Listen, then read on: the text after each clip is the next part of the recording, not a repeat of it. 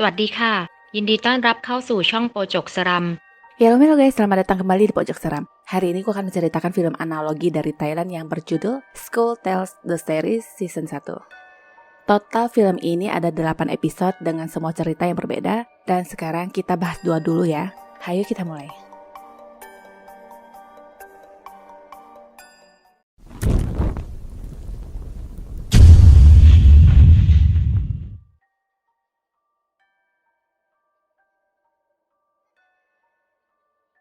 Pernahkah kalian mendengar bahwa hidup itu seperti jarum jam yang berputar dan mengulang gerakan yang sama?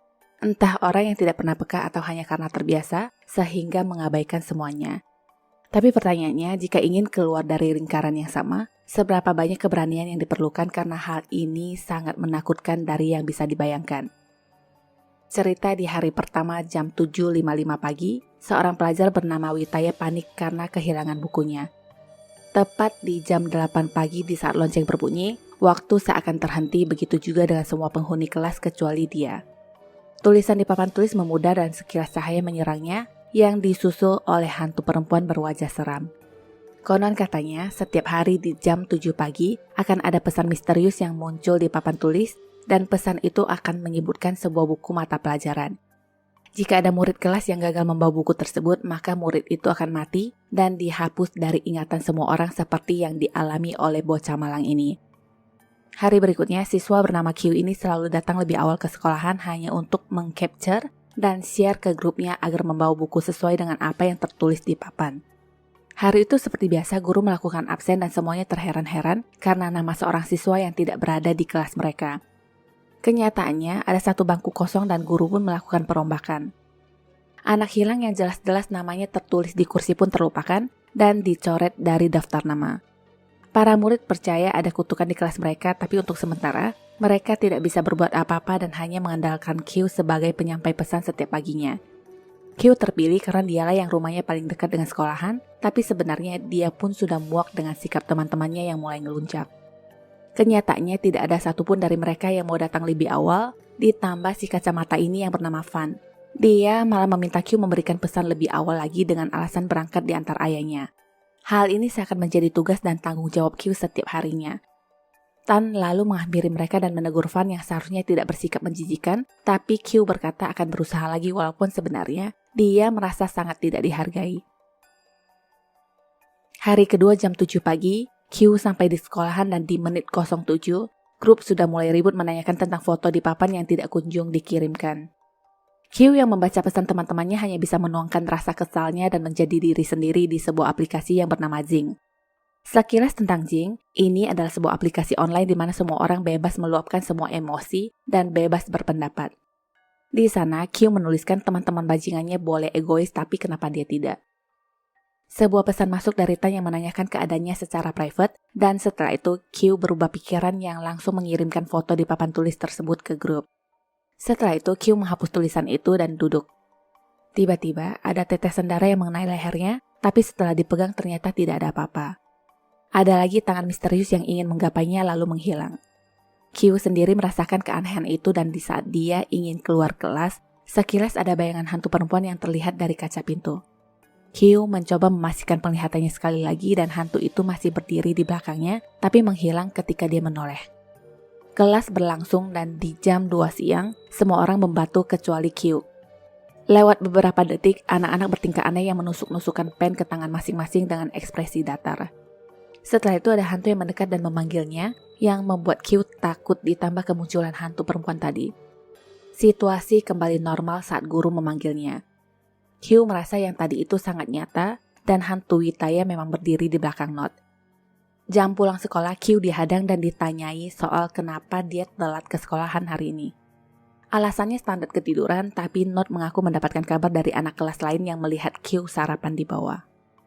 Tan membelanya yang katanya si cepu pasti melihat Q pada saat dia sudah mengirimkan foto. Q tidak mengiyakan juga tidak bilang tidak yang langsung didorong oleh Not dan menuduhnya telah berbohong. Big mencoba menghentikan Not dengan berbisik yang menanyakan, emangnya lu mau gantiin dia? Karena kalimat itu Not terdiam dan sebelum pulang, anak-anak ini masih mengingatkan Q untuk datang lebih pagi lagi besok. Q lalu menjawab jika dia datang lebih pagi lagi, maka hal buruk yang akan terjadi padanya, tapi mereka semua tidak percaya. Dia menyuruh mereka untuk melihat tulisan di kursinya dan meyakinkan bahwa guru pun menyebut nama itu sebelumnya, yang kemungkinan besar Witaya adalah salah satu teman dari mereka yang terhapuskan dari ingatan mereka semua. Teman-temannya tidak ada yang mempercayai, tapi tetap mengharuskan Q untuk datang lebih pagi lagi dan mengancam jika tidak, maka mereka akan membuatnya mengerjakan tugas untuk satu kelas. Tidak ada yang berpihak kepada Q dan hanya Tan seorang saja yang baik kepadanya. Seperti biasa, Q curhat di aplikasi Jing untuk menumpahkan isi hatinya. Dia kecewa karena teman-temannya tidak menganggapnya teman dan cenderung memanfaatkannya. Hanya di aplikasi Jing inilah dia mendapatkan teman-teman dunia maya yang selalu menyemangatinya, walaupun mereka tidak saling mengenal satu sama lain.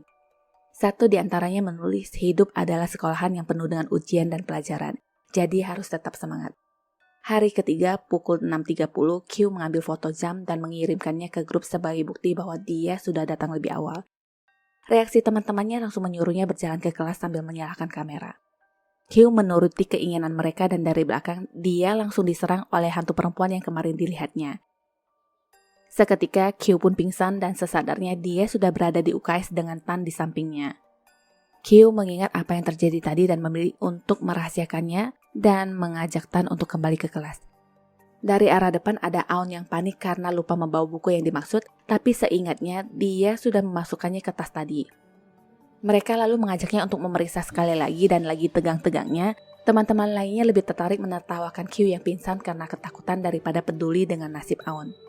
Tanggapan mereka, kau yang lupa masa iya kita yang disalahkan. Hanya Tan dan Q lah yang benar-benar peduli dan menyuruhnya mencari solusi dengan meminjam dari kelas lain ataupun membeli di koperasi. Not nyeletuk yang mengatai mereka orang-orang bodoh yang percaya akan celaka jika tidak membawa buku, tapi omongan itu tidak mempengaruhi Q dan Aun.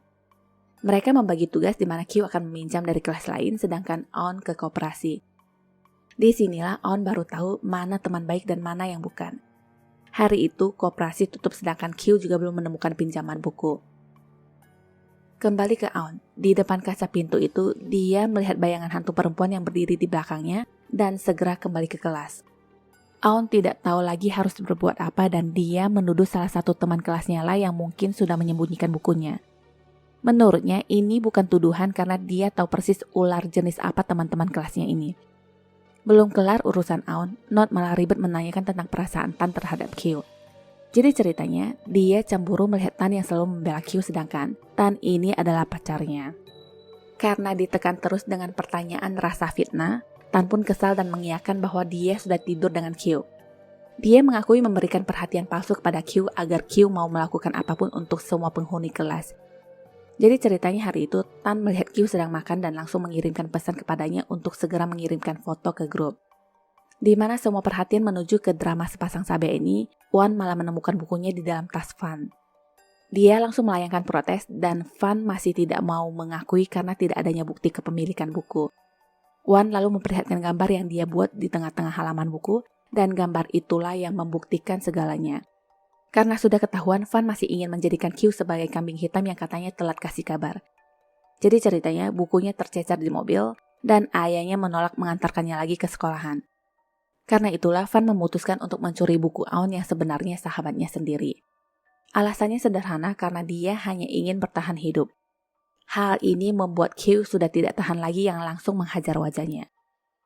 Fan sudah sangat keterlaluan dan tidak tahu diri di mana Q merasa dia sudah susah payah berkorban untuk semua orang di kelasnya, tapi Fan masih ingin menyalahkannya untuk kebodohannya sendiri. Pukul 8 lonceng sekolah berbunyi dan Fan langsung merebut buku dari tangan Aun. Seperti yang sudah-sudah, sekilas cahaya menghampiri dan semua orang menghilang di kelas itu kecuali Aun. Singkat cerita, hantu perempuan itu menangkap Aun dan di hari keempat, pukul 7 pagi, Q terlihat menghapus tulisan di papan.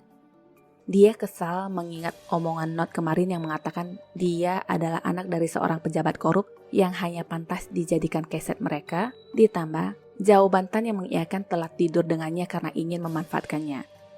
Setelah itu dia sengaja membagikan foto yang salah ke grup dan di belakangnya itu sudah ada hantu perempuan. Tepat di jam 8 pagi, suasana kelas berubah dan hantu pun datang mencari mangsa. Saking banyaknya mangsa hari itu, dia muncul dan berteriak yang membuat seisi kelas panik. Di saat-saat seperti ini, pintu kelas sempat tidak bisa dibuka dan Tanlah yang menjadi korban pertama setelah didorong oleh Not. Not yang berhasil keluar melihat sosok hantu dan menanyakan siapa dia. Hantu itu menyebut namanya Witaya dan ceritanya dulu, Notlah yang sengaja mengambil bukunya hanya karena dia dan Tan tidak suka dengannya. Dalam hitungan menit semuanya tewas dan insiden itu dilaporkan sebagai pembantaian brutal yang dilakukan oleh seorang guru wali kelas muda. Guru tersebut dikabarkan mengakhiri hidup dan sampai sekarang tidak diketahui apa motif dari pembantaian tersebut. Lanjut lagi di cerita kedua. Cerita kedua ini berkisah tentang sebuah kotak terkutuk dari seorang senior yang sengaja meletakkan kutukan ke dalam kotak sebelum mengakhiri hidup. Sampai sekarang pun kotak itu tersimpan di suatu tempat tersembunyi di sekolahan yang tidak ada yang mengetahui keberadaannya. Konon katanya, jika kotak itu terbuka, maka orang yang membukanya akan menjadi korban selanjutnya. Cerita lama ini menginspirasi gadis bernama Plank yang adalah siswi anggota grup pembuat cerita horor. Di tempat lain ada lagi siswi yang bernama Min yang merasa dikejar-kejar sesuatu dan sempat-sempatnya dia live di Facebook untuk meminta bantuan. Besoknya, anak-anak yang menonton live videonya bergosip yang katanya palingan Min hanya caper tapi siapa sangka Min malah ditemukan tewas dengan kondisi yang mengenaskan di sekolahan. Peristiwa itu menghebohkan dan anak-anak lebih ingin mengabadikan dengan merekam dan menyebarkan berita itu ke medsos ketimbang prihatin dengan apa yang terjadi pada Min. Beberapa hari sebelum meninggal, Min memposting foto dengan pacar barunya di medsos dan hal itu banyak menuai berbagai macam komentar dari teman-temannya.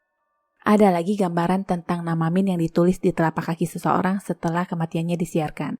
Dari hasil pemeriksaan CCTV, Min terekam berlari ketakutan dan melompat sendiri dari jendela yang diasumsikan mengakhiri hidup. Plank menulis komentar turut berduka untuk Min dan setelahnya dia menulis di kolom temannya yang bernama Boy yang katanya skenario hampir selesai. Komentar itu mendapat tanda suka dari seorang gadis yang bernama Ginny. Jadi, Boy dan Plank ini menjadi anggota klub horor dan sewaktu mereka sedang asik mengerjakan naskah, Plank bad mood setelah melihat telepon dari Jenny di ponsel Boy, lalu memutuskan pulang.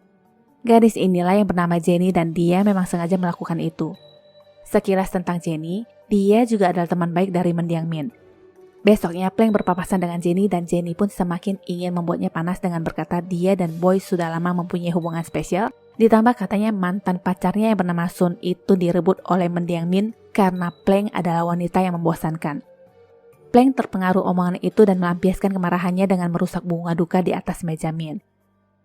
Cerita mundur ke beberapa waktu sebelum Min meninggal. Hari itu Plank bolos dan nongkrong di gudang sekolah. Dia membaca komentar-komentar negatif orang tentangnya yang membuat suasana hati semakin panas. Tiba-tiba terdengar suara yang memanggil namanya dari atas plafon dan karena penasaran, Plank pun membuka plafon tersebut yang akhirnya menemukan sebuah kotak merah. Kotak itu berisikan foto-foto dan sebuah kertas yang bertuliskan, jika kamu mau mengutuk seseorang, tulis nama mereka di telapak kaki dan ucapkan mantra ini. Jadi ternyata Planklah yang sudah mengutuk Min karena sudah merebut pacarnya di awal cerita dan berhasil. Sekarang dia kesal dengan Jenny yang mencari masalah dengannya dan aksi pun dilancarkan. Nama Jenny dituliskan di telapak kaki seperti apa yang dia lakukan kepada Min. Di tempat lain, Jenny yang sedang menjalani pemotretan mulai merasa terganggu dengan suara-suara yang harusnya sepele. Suara-suara itu seakan membuatnya gila dan sekarang dia berhalusinasi melihat orang-orang di sekitarnya berubah menakutkan. Plank yang sedang nongkrong di gudang disamperin Boy yang menanyakan perubahan sikapnya belakangan ini. Plank menjawab dia merasa kesal karena Boy telah membohonginya dengan memacari Jenny. Boy pun menjelaskan bahwa Jenny itu sebenarnya adalah adiknya dan selama ini Jenny lah yang meminta merahasiakannya. Dia selalu jahil dan membuat rusuh jika ada yang dekat dengan Boy. Cerita sana-sini mereka lanjut membahas ruangan kelas yang kini dijadikan gudang yang menjadi inspirasi cerita horor mereka. Malamnya Boy mengantarkan Plank pulang ke rumah dan mereka sedikit melanjutkan obrolan tentang Jenny. Plank menanyakan kabarnya yang dijawab Boy, Jenny mengunci diri di kamar dari kemarin dan tidak mau makan. Plank menghibur Boy dan dalam kesempatan ini, Boy juga menyatakan rasa sukanya kepada Plank. Rasa cinta tersambut dan niatnya sekarang, Boy ingin langsung praktek icip-icip tapi dia terhenti setelah melihat tulisan nama Jenny di telapak kaki Plank. Boy menanyakan apa maksud dari semua ini dan Plank terus mengelak yang katanya bukan apa-apa. Telepon berdering dari Jenny yang meminta Boy untuk menolongnya sambil menangis. Dengan segera Boy pulang dan Plank sendiri langsung membuka sosmed untuk mengetahui berita terbaru tentang Jenny yang mungkin sudah diupload. Nah, bener dong, udah ada. Secara live pula. Jenny terlihat ketakutan akan sesuatu dan terus menangis. Yang Plank lakukan adalah mencoba menghapus tulisan di kakinya, tapi kali ini sepertinya agak sulit. Koneksi internet tiba-tiba terganggu dan sekarang Jenny melakukan hal ekstrim dengan merusak telinganya karena tidak tahan mendengar suara-suara mantra yang terus mendengung. TV menyala dan Jenny berhalusinasi melihat teman-temannya yang menyuruhnya untuk mengakhiri hidup. Dia menuruti perkataan teman-temannya dan akhirnya tewas dengan lilitan kabel di leher. Boy telat dan hanya menemukan jasad Jenny di rumah. Berita kematian adiknya langsung diupload di sosmed dan Plank yang membaca itu hanya bisa menangis menyesal dengan perbuatannya. Tulisan di kakinya pun begitu gampang dihapus setelah Jenny tewas. Anehnya, kali ini tulisan nama itu muncul lagi dan Plank terbangun saat merasa ada yang menarik kakinya. Melihat tulisan itu muncul lagi, dia merasa takut dan setelahnya terdengar suara kaingan anjing peliharaannya yang seperti dipukul orang. Plank membuka pintu kamar dan menemukan anjingnya yang sudah tewas. Setelah itu dia merasakan sakit di bagian kakinya yang tiba-tiba melepuh tanpa sebab. Jadi di catatan itu tertulis bahwa tidak ada siapapun yang bisa menghentikan kutukan jika sudah dirapalkan sampai orang tersebut mati. Tapi jika kutukan berbalik ke si perapal, maka kotak dan seisinya harus dibakar agar semua roh pendendam menjadi abu. Secepatnya Plank membalut kakinya dengan perban dan berjalan ke sekolahan. Rasa sakit di kakinya semakin parah dan setelah perban dilepas, lepuhan itu membentuk wajah iblis dan terus membengkak. Plank memotong benjolan besar itu dan mencampakkannya di lantai. Dia lalu berjalan menuju gudang untuk mengambil kotak terkutuk itu, tapi sayangnya barangnya sudah raib. Hantu Jenny tiba-tiba muncul dan menarik kakinya. Plank meminta ampun dan berkata tidak bermaksud ingin mengutuk dia dan Min. Hantu itu lalu menghilang dan tanpa sadar, ponsel Plank dari tadi sedang live di sosmed. Karena itu ketahuanlah semua borok Plank selama ini dan hujatan demi hujatan dari teman-temannya pun dilancarkan. Hantu Jenny muncul lagi dan langsung memasukkan tangannya ke dalam telapak kaki Plank sambil tertawa. Plank merasa frustasi dan menggergaji kakinya sendiri dan besoknya, dia ditemukan tewas dengan kondisi sebelah kaki yang terpotong di gudang. Lagi-lagi Boy curhat soal perasaannya di sosmed yang katanya akan mengenang masa-masa dia bersama Plank dulu. Supaya apa coba ya? Jadi ceritanya, sewaktu Boy menghampiri Plank di gudang itu, dia merasa ada yang memanggilnya dan Boy lah yang mengambil kotak terkutuk tersebut. Dia lalu membuka dan membaca pesan yang tertulis di kertas itu, dan inilah yang diam-diam Boy lakukan. Dia menulis nama Plank di telapak kakinya sebagai ajang balas dendam. Tamat. Sampai jumpa di episode selanjutnya ya. ขอบคุณที่รับชมช่องของเรานะคะ ถ้าชอบอย่าลืมกดไลค์ กดติดตาม และแชร์หนังเรื่องต่อไปของเรานะคะ ขอบคุณค่ะ Sampai jumpa.